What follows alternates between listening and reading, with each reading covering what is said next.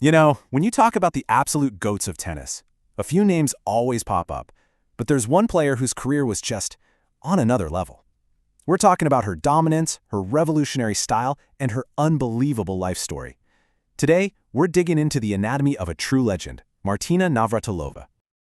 Okay, so let's just start with a number, 59. That's it, just let that sink in for a second. In the world of elite sports, what could a number that big possibly mean? Any ideas? That's what it means. 59, the most Grand Slam titles, singles, doubles, mixed doubles, ever won by any player, man or woman, in the entire Open era. That one stat alone tells you we're dealing with one of the most decorated athletes in history, period. So how do you even wrap your head around a number like 59? Well, we're going to try. Let's break down some of the absolutely wild statistics that built her legacy. This wasn't just a career, it was a reign. Let's start with this one, 9. That's how many Wimbledon singles titles she won. It's a record. She was basically the undisputed queen of the grass courts. Nobody has ever dominated the All England club quite like her. All right, this next number, it's all about her insane consistency.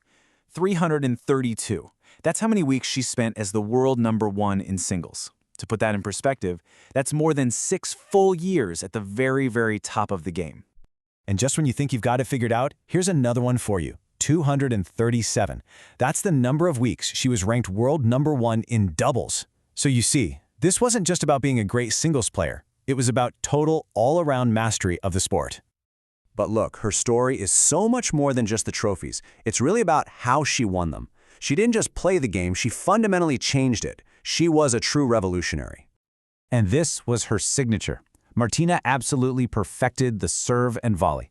At a time when so many players were happy just grinding it out from the baseline, she was on the attack all the time. She'd crack a serve and just charge the net, using her incredible athleticism to cut off every angle and finish the point. It was just electric to watch. And here's how she powered that aggressive style. She was a pioneer in fitness, way ahead of her time. We're talking decades before it became standard. She was doing intense cross-training, working with experts on nutrition, basically treating her body like a finely tuned machine. She really set a whole new standard for what it meant to be a professional athlete in tennis.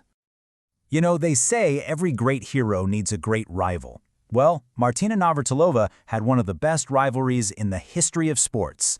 Her battles with Chris Evert, man, that clash of styles and personalities didn't just define their careers. It defined a whole generation of tennis.